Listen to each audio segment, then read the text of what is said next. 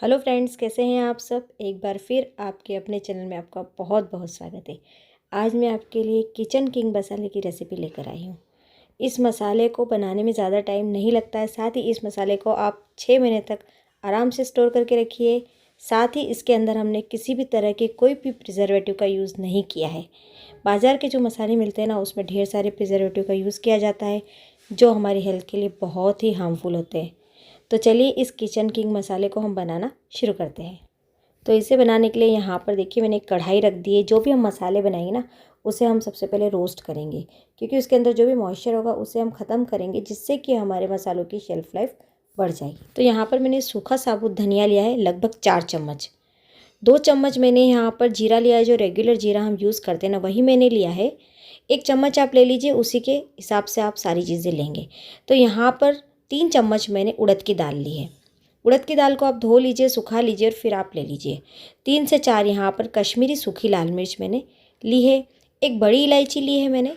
उसके बाद 4 से 5 मैंने यहाँ पर हरी इलायची ली है। आधा इंच से भी थोड़ा सा कम मैंने दालचीनी का टुकड़ा लिया है। उसके बाद 5 से 6 मैंने यहाँ पर लौंग ली है। जावित्री का जो फूल होता है ना, वो मैंने लिया है आधा। उसके बाद मैंने यहाँ पर शाही जीरा लिया है, लगभग आधा चम्मच मैंने ये लिया है। उसके बाद 1 चम्मच भरकर मैंने यहाँ पर सौंफ ली है। हरी सौंफ मैंने ली है, इससे हमारे मसाले का टेस्ट बहुत अच्छा आएगा, बहुत अच्छी खुशबू आएगी। उसके बाद यहाँ पर 1 चम्मच भरकर मैंने राई ली है। ये वही राई जो हम रेगुलर यूज़ करते हैं सब्जी दाल वगैरह बनाने के लिए, वो मैंने ले ली है। उसके बाद यहाँ पर 1 चम्मच भरकर मैंने काली मिर्च ली है। यदि हम नाप से देखें ना, तो मैंने यहाँ पर 10 से 12 काली मिर्च के पीसेस लिए हैं। उसके बाद यहाँ पर मैंने लिया है आधा चम्मच मेथी दाना। ये सारी ही चीज़ें 1 ही चम्मच के नाप से मैं ले रही हूँ। उसके बाद 1 चम्मच भरकर मैंने यहाँ पर खसखस ली है। देखिए बहुत ही रिच मसाला हमारा बनने वाला है। कोई भी आप यदि रिच सब्जी, यानी कि जब मेहमान आते हैं तो हम कुछ खास सब्जी बनाते हैं, तो उस सब्जी में आप इसका यूज़ कीजिए। मेहमान देखिए तारीफ़ करते नहीं थकेंगे। तो ये सारी चीज़ें मैंने ले ली है और लो मीडियम फ्लेम पर लगभग हम 5 से 7 मिनट इसे ड्राई रोस्ट करेंगे। जब ये रोस्ट होने लगेगा ना, तो हल्की हल्की इसकी खुशबू आने लग जाएगी, क्योंकि इसके अंदर सारी चीज़ें हमने वो ऐड करी है जो बहुत ही फ्रेगनेंस वाली चीज़ें, यानी कि गरम मसाले में जो यूज़ की जाती है ना, वो सारी चीज़ें मैंने इसके अंदर यूज़ करी है। बहुत ही मज़ेदार इस मसाले को हम बनाएंगे। इस मसाले को आप एयर टाइट कंटेनर में स्टोर करके रखिए। फ्रीज़ में रखने की भी ज़रूरत नहीं है, यानी कि आप बाहर ही रखिए, आराम से इसका यूज़ कीजिए। आपको जितनी क्वांटिटी लेनी है, यानी कि जितना मसाला आपको बनाना है, तो मैंने जो क्वांटिटी ली है उसके अकॉर्डिंग आप इसे कम ज़्यादा कर सकते हैं। तो देखिए ये ड्राई रोस्ट लगभग हो चुका है, इसका कलर भी चेंज हो चुका है, आप देख सकते हैं। गैस की फ्लेम को आपको लो ही रखना है, इस बात का विशेष ध्यान रखिए, क्योंकि तेज़ आंच पर आप इसे डालेंगे ना, तो इसमें से कुछ चीज़ें ऐसी है ना जो जल सकती है, तो उसका टेस्ट ख़राब हो जाएगा, यानी कि हमारे मसाले को ख़राब कर देगा। सारी चीज़ें बहुत अच्छे से रोस्ट हो चुकी है। गैस की फ्लेम को मैंने बंद कर दिया है। उसके बाद 1 चम्मच भरकर मैंने यहाँ पर कसूरी मेथी ली है। सारी चीज़ें बहुत ज़्यादा गर्म है, तो कसूरी मेथी हमारी बहुत अच्छे से सिक जाएगी। गैस की फ्लेम को मैंने बंद कर दिया है।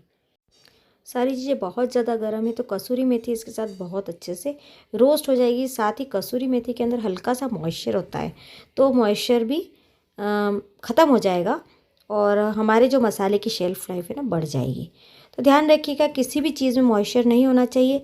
बहुत अच्छे से सारी चीज़ों को आपको रोस्ट करना है लो मीडियम फ्लेम पर।